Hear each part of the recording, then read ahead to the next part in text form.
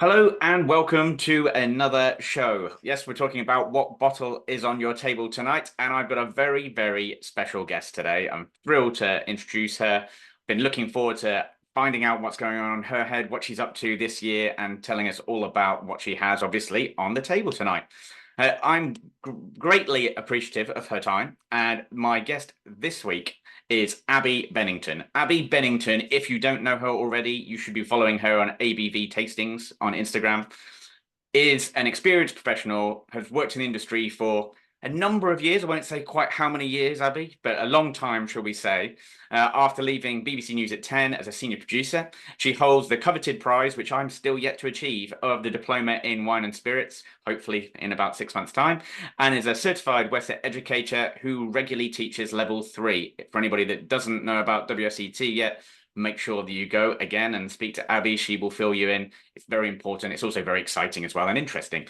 But not only is she a WSET educator, she's also an accredited tutor for Bordeaux wine region and a Rioja educator for the Consejo Regulado.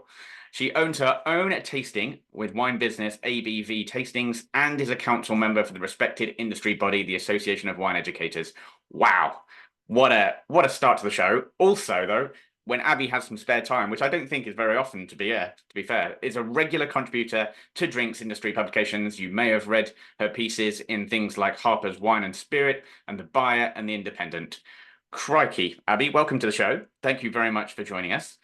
What Thank you, Andy. what That a was a very nice intro. I know I well, did provide you with some of that, but still, you gave it some gusto. So thank you. that's okay. I mean, I'm just marveled by the amount of things you're capable of doing and able to do all in 24 hours in a day. I don't know how you fit it all in. But how has been for you? Obviously, you've seen probably the drinks industry evolve quite considerably, I would think, over the years that you've been in it.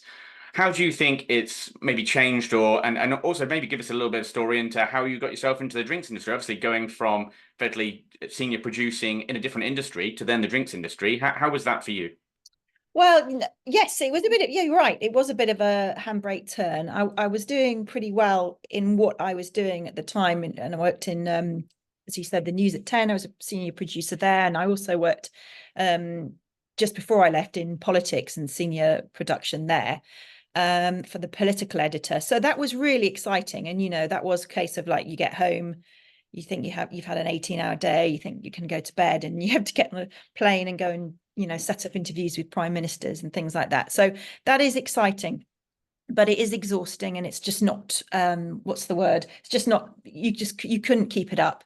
So I've got a little bit sort of tired of that, so I left and thought, what do I really want to do? And I took a real leap in the dark. I'm not going to lie, and I really agonized with the decision because I could have stayed. But it didn't fill me with joy anymore. It just filled me with dread. So I stepped into the darkness and thought, what do I like? I like food and I like wine. So I went and did a year's course. I left my job and I went and did a year's course in food and wine at Leiths. And at the end of it, I thought, hang on a sec, I'm just swapping one set of really bad hours for another set of really bad hours if I'm going to do all the cooking and what have you. And then they offered a level 3 at the end of the course, an intense level 3. And you've done some wine stuff with the WSET. And I did that and I got that. And I just thought, right, that's it for me. And that's how it started, really. And then I worked for a company. I still work for them. I've been working for them since 2000 and must be 9 or 10. The company 3050, who I run most of their level 3 courses, not all, but most of their level 3 courses. And so, but obviously then it was just mainly going to people's houses, running tastings, running little events and what have you. And as I say, we still work a lot together today. So that's what happened. And I've just built and built and built on that. Well, I think that's amazing. And actually, the 3050 you wouldn't have known, but it was actually who I did my level 2 with originally when I was sort of contemplating the same decision, I guess, that you had, which was overly worked, wanted to change, needed something, and looked at my joys. And one of them was drinking wine, and therefore sort of accommodated that into my life, as you do. But I think just for everyone that doesn't know 3050 as well, one of the other additives of 3050, do amazing podcasts and bits and pieces like that where you can listen, which is for anyone that's interested in the wine world as well or wants a sort of a quick rundown of what actually does that involve, what does it look like. The 3050 website's great. Obviously, you can go to Abbie as well direct because obviously she can tell you all about it. But having been part of the 30/50 sort of program, if you like, to start with, can't recommend that enough. It's very thorough, it's very informative, and obviously great tutors like yourself. But just the things like the podcast and bits like that, the extras that you get are really quite insightful and interesting, and it develops your knowledge.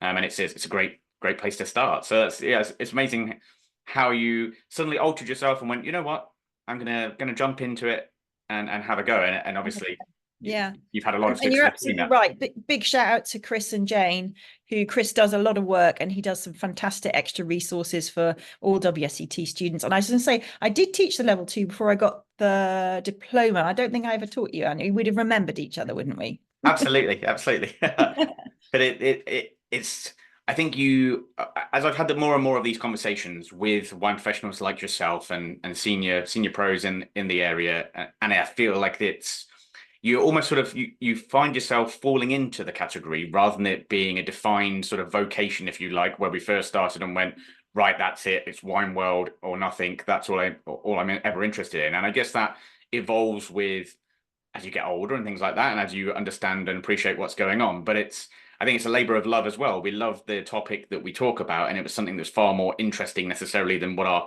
previous day job was. Whilst that was very entertaining and exciting and long hours, there's something about, that captures, I think, everyone's audience and everyone's sort of interest, especially food and wine as well. It's sort of a peak of interest, isn't it? And it's very much I want to know more. I know a little bit now, and I'd like to know more. So I'm fascinated to know more. Who can I go and speak to find that extra bit of knowledge and more? And as you obviously develop with your career, and you've done many trips on trade tastings and writing abroad, you understand that there's every time you go, I'm sure when you go on a trip, there's more to learn, there's more to be involved in, and more to taste, obviously, which is great. But it's just a ever sort of ever encompassing learning curve, isn't it? Really. No, you're absolutely right. And it's just one of those things that you will never get to the bottom of it. It's infinite. Nobody will ever know everything there is, and things are changing all the time. And in some respects that can be quite daunting, but in other respects it's just what makes the subject more exciting. Yeah, I completely agree with that. Given that I'm just about to take the D3, I can completely understand that because already that's That's a relatively beast. daunting. I feel for you. I'm sorry. Yeah, that's relatively daunting as it is, but it's also I find, as you say, I kind of find that motivating as well. It's more information about a topic that I want to learn about. It's not something like you did at school or university where you're taking an exam because you have to pass it or because you like 50% of the module, but 50% is a bit wishy-washy and it's not something you're particularly involved in. This is all encompassing because you're thrilled to understand, oh, what's going on in New Zealand or what's going on in China. Let's read a chapter on China, and that it's ever evolving, and you become very relevant, and then you can obviously go on and specialize should you wish as well, and look at various different regions, and the opportunities that you get from doing these qualifications is very widespread. And I think from all the conversations I've had so far and all the different professionals I've spoken to, I think that's one of the biggest takeaways for anyone that's listening to this series is that you really can base this knowledge on any sort of various different remit from there onwards. You can end up specializing. You can be a WSET teacher. You can end up going to the far ends of the world into the China and become a wine specialist and look at something specific for them or whatever it might be. Build your own business. It's very much like almost a building block to getting to where you want to facilitate your career, which I think is quite interesting. I think just to build on that, Andy, I don't think there are obviously a few people that just do one thing in wine. But my experience in this little corner of the world is that most of us are doing a lot of different things in wine.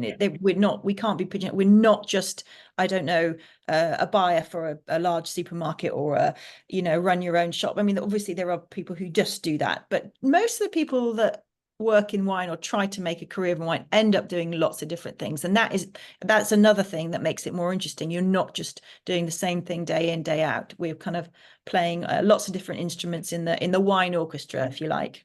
Yeah, no, I think that's a great point, and I think that comes back to the amazing bio that you've got in terms of the amount of writing that you do, the amount of teaching, obviously you do, but then the outside of that education aspect, there is the trade orientation and viewing that, then obviously looking at buying, and it's as you say, there's a whole host of various different businesses, which you almost have 4 or 5 different businesses in Yes, one, effectively, isn't it? It's almost like exactly. so within Mm. ABV Tastings, your business, effectively, you've got 4 or 5 different pieces, maybe even more than 5 pieces to the puzzle that basically combines to create your business. But as you say, that also gives you greater breadth of knowledge around the whole industry as it is as well. It's not just one piece of the puzzle. You're getting to see the whole industry as a whole and what's inside it. So I think it's super exciting, super interesting, and hence why you stayed in the industry for a long time as well. It's obviously piqued your interest and carried that on, not just from when you started. So it's almost impossible.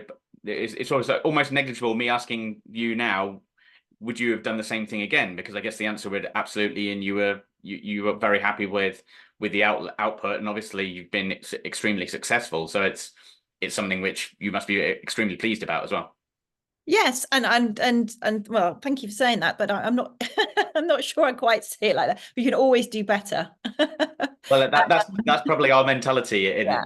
in a nutshell as well, though. I think that probably helps from coming from industries that we both have as well, is that we wouldn't ever probably, I don't think either of us, having met you before and us discussing it as well, I don't think we would have ever sort of just sat on our laurels and gone, well, that was quite a nice article that I wrote or whatever, so I'm going to be happy now because that's me made and I'm there.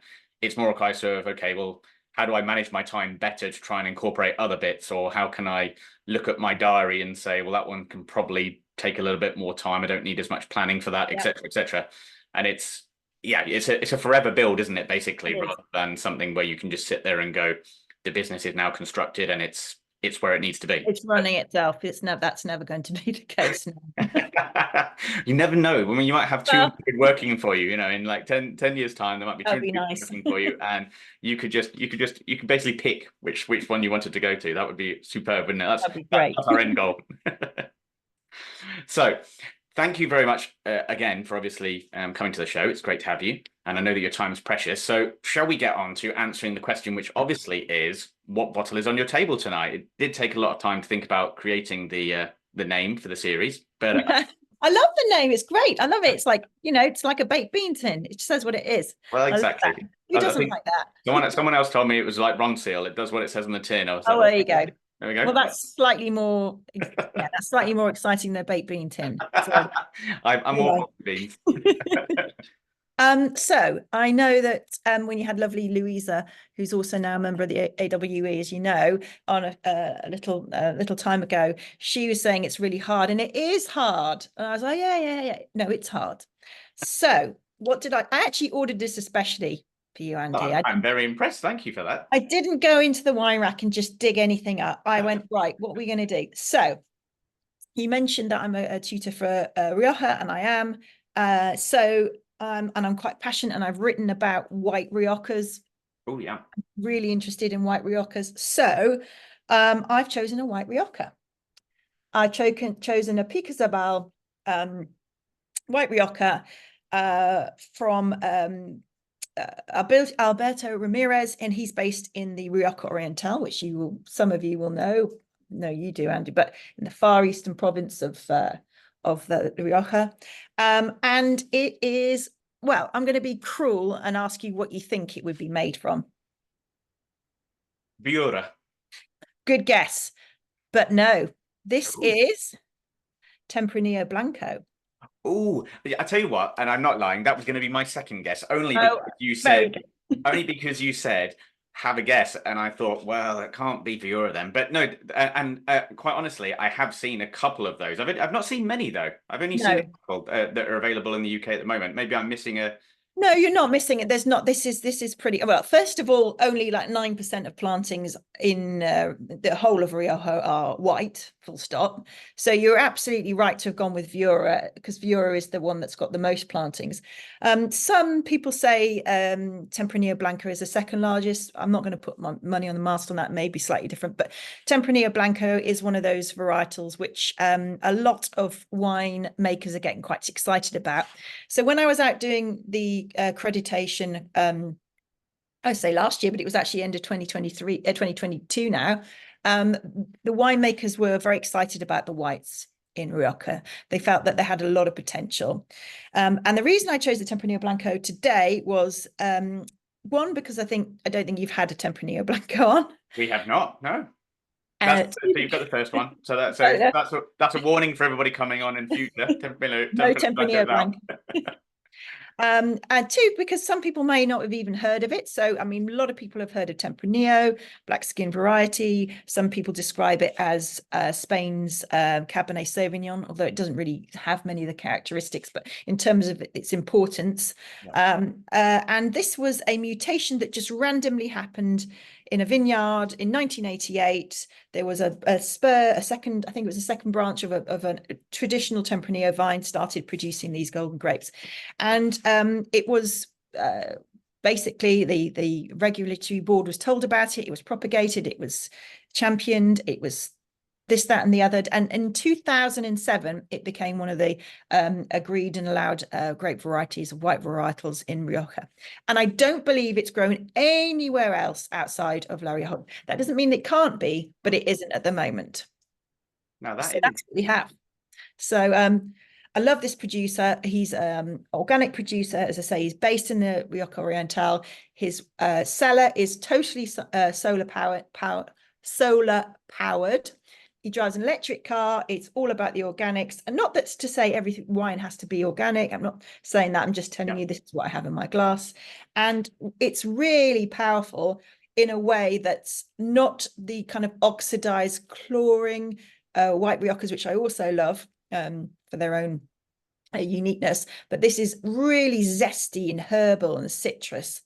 And I've chosen my food to go with the wine rather than what we have for dinner, and this is the wine.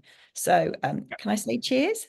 yes, of course you can. Oh, I Cheers. shouldn't really, because you haven't had yours yet. So I need to wait to hear yours, and Well, then we'll cheers together. Otherwise, it's a bit rude. no, that's okay. But what I was going to say is it's quite a straw coloured in the glass as well, isn't it? Yes. Those that can't see it. So it's carrying that bit of extra colour, almost sort of like a golden strawness yeah, quite a vibrant white wine colour in Very there as deep. well. So it's nice and deep and golden. If my students were here now, I've got current level 3 students. Hi, if they watch this, I'll tell them they'll watch it. I would say this was medium gold. So Yeah. there you go. Yeah. And so it's carrying that bit. Is it macerated slightly longer on skins, do we think, for the... They haven't. I think there's obviously been some skin contact. Yeah. I'm not sure. I mean, Tempranillo isn't known for thick No. skins particularly, so I haven't looked or seen in the flesh the actual. Obviously, I've seen plenty of Tempranillo and in the vineyards. I haven't actually seen this growing in the flesh, but I can't imagine it would be any thicker. So there definitely has been some sort of contact. I mean, it's 2021. We're in 2021. So, there's a little bit of age in there. As we know, white wines get darker with age. So it could be a little bit of that as well. But yeah, I mean, it's literally iridescent in the glass here. Even in the dwindling light that I've got coming through, it's absolutely gorgeous. Yeah, no, I'm thrilled to have another search at that because, as I said, I've really struggled to find, and I knew that they were around, but I've struggled to find a good one. So I will be looking that up. So if anyone that wants, I can tell you where it is if you want. So it saves you the yeah, we'll definitely be conversing on that one.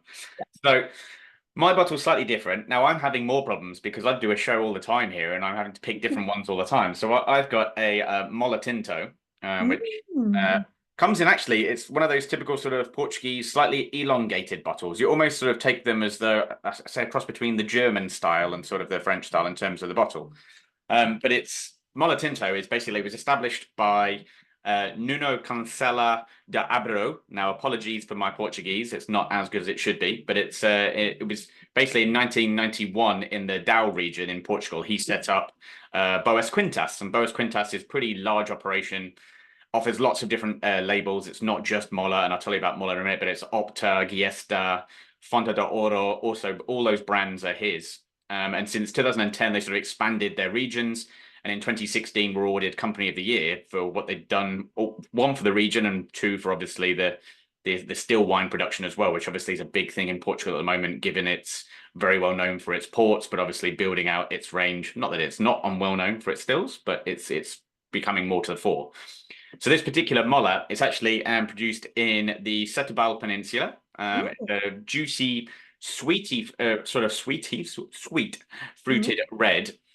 Slightly unusual though, because we were discussing this offline and we only had like sort of a couple of minutes to discuss it, but it comes from a combination of obviously the local varietal Touriga Nacional, which for those that know their ports, etc., know where it comes from as well. But it's blended with Syrah, and you'd think that both grape varietals, they're quite heavy, quite chunky, quite bold. You normally very expressive grape varietals, and it's 13.5% proof. But actually, if I was doing an exam on it and doing a blind tasting, especially for WSET at the moment, I would say it's medium acidity, medium tannin. The medium tannin is quite surprising. I'm surprised by it, but you wouldn't once you tasted it, because when you taste it, it has sort of that red cherry, almost quite early picked raspberries. So it's almost got that sort of quite, what I would say, not sour, but very early picked red fruit. And then it has that hint of spice that you probably get from your Syrah, and obviously the alcohol content is coming through as well. So you get that bit of heat. And it has a sort of a vanilla-esque base. Now, I don't actually know if it's had American oak. That's one I should have checked, because I kind of feel like there is maybe that sweetness at the back is probably offset. And it wouldn't normally get vanilla, you normally sort of get coconut, but it has got that element of lightness. So it is, I would say, medium bodied, medium tannined.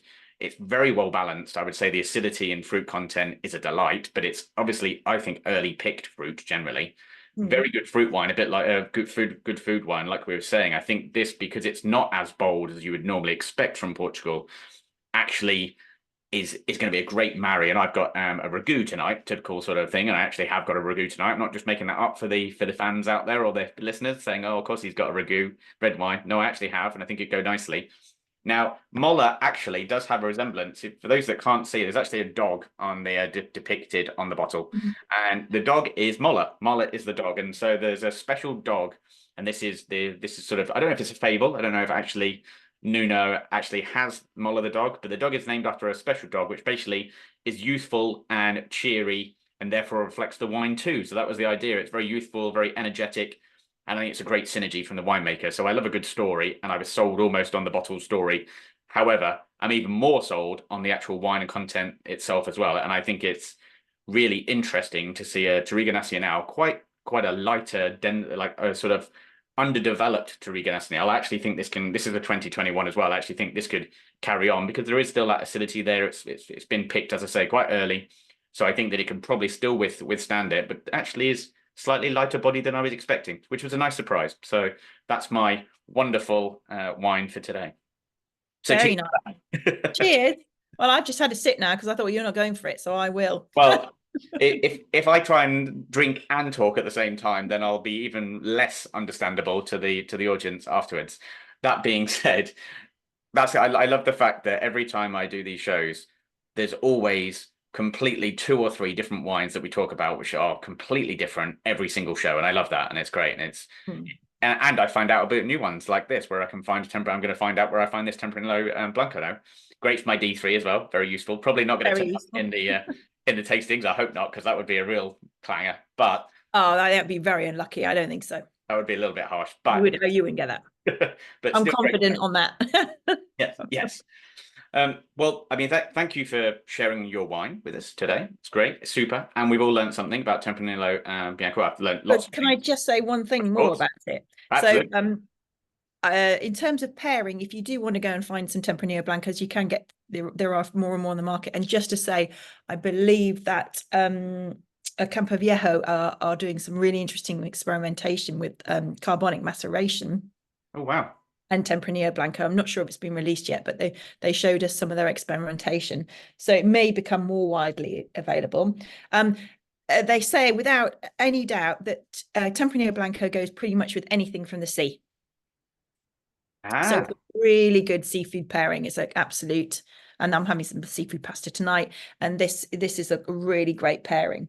So yeah. So what time is dinner? I can still make it, Abbie. Still be yeah, and you've got probably another 2 to 3 hours. Perfect.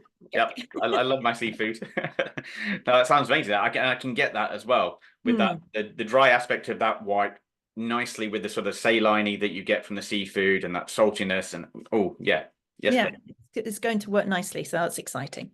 Wonderful. No, I'm all in. I'm definitely having some of that. No, but so thank you for that. And yeah, I should say the Moller you can get actually in a couple of places in the UK, one of which is the Wine Society, actually. So those that use the Wine Society, if you don't, I recommend that you do. It's very useful, very good for different styles and things. But the Wine Society, I think Davies maybe sell it as well, but don't kill me if they don't. Okay.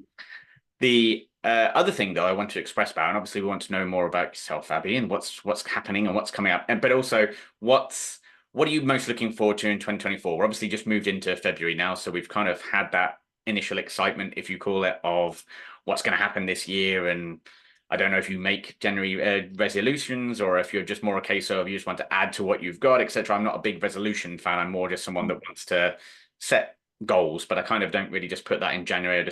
I progressively do it throughout the year.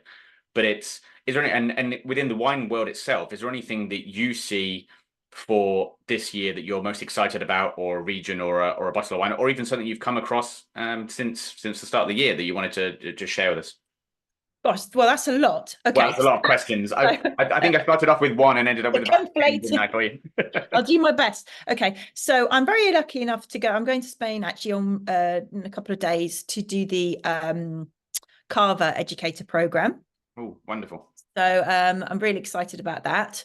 Love Carver, really love that whole category. So that to go and do that and experience that. And I've got, obviously it's not all fun. Well, it's not, it's a short and sweet, but I've got to take an exam at the end and do some tasting, which is fine.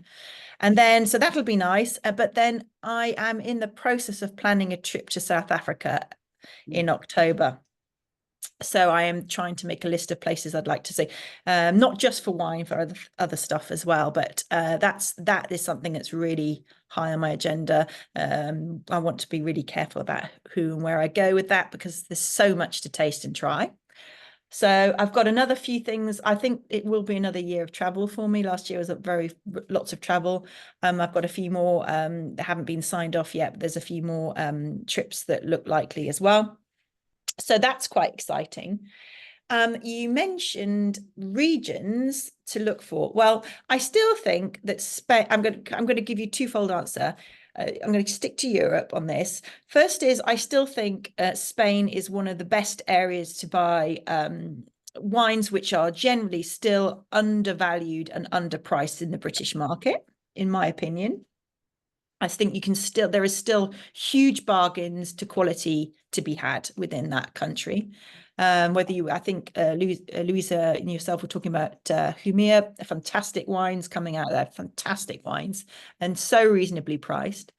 I think white Riojas will start to have, I mean, producers are desperate to plant more. There was a big vine pull of the white varietals, which has proved quite, damaging for them because the demand for these is getting bigger and bigger. And it's not just for the Vioras or the Tempranillo Blancas. You've also got the Garnacha Blanca, Maturana Blanca, and lots of other varietals. So I think that would be exciting. But the one that really springs to mind, the one that I get excited when I think about spring, I think about something to really nice and look forward to, is I've got a soft spot for the Vidicchias coming out of the Marche region. Yeah, beautiful. Yeah, beautiful wines. I mean, everyone remembers the kind of the dome-shaped Castel de Hazy kind of bottles, but the quality coming out of that region is huge, and I think they are trying very loud to bang on the drum and say, please look at us, please look at us.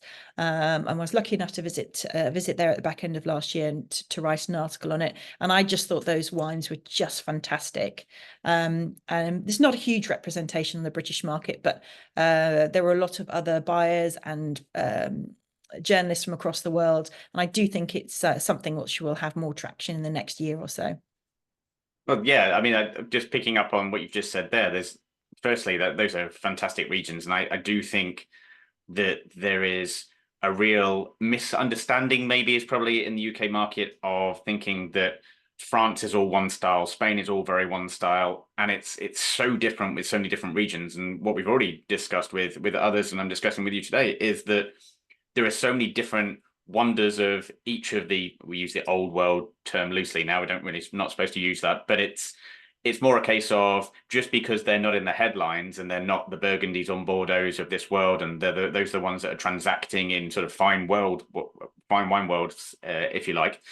There are so many different regions where they really are fantastic for money and actually fantastic wines that have had so much effort and thought process put into it because of their surroundings, their climatology, the winemakers, etc. The ability to create phenomenal wines at what is still a very good price, and everyone's probably rolling their eyes now, going, "Well, they're not that cheap because England's not."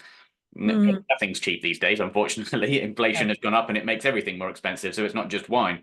But what you're saying there is what actually you get in the glass is real value for money Mhm. versus having to spend echelons that not many people can do at this moment in time to try and get the same sort of value in a more well-known region. And I think that's a fabulous recommendation that you gave. No, The I couldn't agree more. You're absolutely right. It's just, and that's where educators and wine communicators and people like yourself, and obviously our friends and colleagues that we kind of we see and speak to are so important to utilize. Is just to get that information out there, that there are great wines to be had. And you know, I don't want to tell people how to drink or what to drink or what they should like. I never have and never would. And people always asking for recommendations. It's really difficult because it's so personal. But at the end of the day, I do think you should to drink better, uh, yeah. but better, but less, but better. And I would rather have a really great bottle that I enjoy over a few nights, or like even people use Coravan, but you can use the gas canisters or what have you to space it out and to keep it fresh. There's some fantastic things out there now. To drink better but less is definitely the way to go, rather than the bargain. But I'm not going to criticize anyone. If you like what you like, that's great. But personally, I'd rather have less, but what I do have, I know is special. Yeah, absolutely. And I would actually say then this is me not just sort of reiterating what you're saying, but this year I've actually taken a bit of a personal premise to myself, especially in the wine. I'm not saying that my beer intake has dropped too much. No, that's still probably going to the pub and then time and a place. But that is a drink for drinking there and then in the pub. There is for my wine sort of intake, and I actually bought myself a Coravan, and I was umming and ahhing over it, and I thought actually obviously for most people listening, Coravan's quite expensive. As its initial outlay, it's an expensive item to have in the household, and it's probably not going to be high on your priority list if you've got a family and there's lots of other bills to be paid.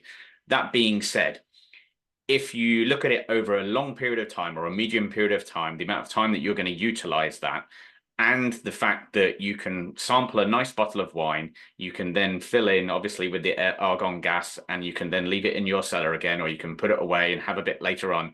It gives you the ability to have one glass now, one glass in a week's time, one glass in 2 weeks' time, whatever it might be, and stagger that intake. And you're drinking better, as Abbie just mentioned, in terms of you've specifically bought a bottle that you're really keen to drink on, but it's quite expensive. It's part of your weekly allowance that you give yourself for food and drink, like the rest of us do with our groceries, etc. And it's not as important as milk, far from it. You need your cups of tea, but And there are elements where there are the wine intake that you have, and I've stuck amazingly on the screen there, so Abby can just see me on the say. I thought it was me. Yes, but yeah. If you can see me, You are I'm in a still really stuck. Okay. fortunately I do have a face for radio and not for TV, because if Oh, you're come, using come. TV at the minute, then it would be a terrible it's a terrible action shot basically. Imagine that, people.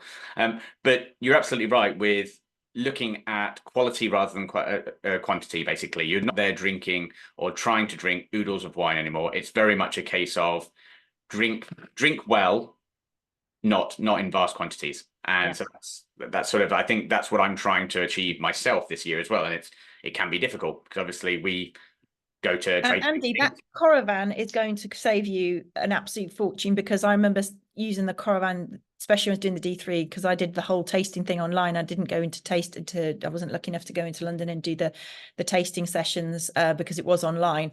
It just saved my bacon just using that. And then you can come back to those wines depending on the quality and the integrity of the cork and how you store it, months, if not significantly longer. And I've still got a couple of bottles that from a few years ago that I haven't actually, I should have a test, that have been Coravans. So it's a brilliant thing. And I'm sure it's saving you and your liver. in the long run. Well, the latter of that is correct, as in it's definitely already, I can definitely feel already, but it's Mm. also getting a balance there as well. Your lifestyle is based around wine, and we're talking about alcohol all the time. And obviously, you've got to sample quite a lot of it.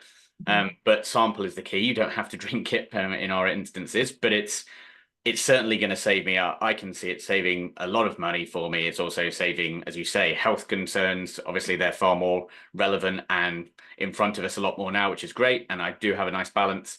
And so, yeah, I think for me, it's great. I would definitely recommend for those that do drink quite considerable amounts or are looking at ways in which they can look at reducing it and then potentially drinking something slightly better, as you say, and not trying to tell anybody what to drink, but it's more a case of a caravan is very useful. It's just a bit of an initial outlay. Think of it almost like I think of it like a barbecue, for example. When you're cooking your Mm. barbecue, a barbecue is relatively expensive these days, but you can keep cooking on that for a number of, hundreds of times before it's in trouble. And that's going to save you a lot of things. It gives you a better outlook on it. So yeah, I super purchase completely for me. agree. Completely agree. Abbie, thank you ever so much. I know that I've held you far longer than we were supposed to, and I gave you about 10 questions there rather than just one at the end.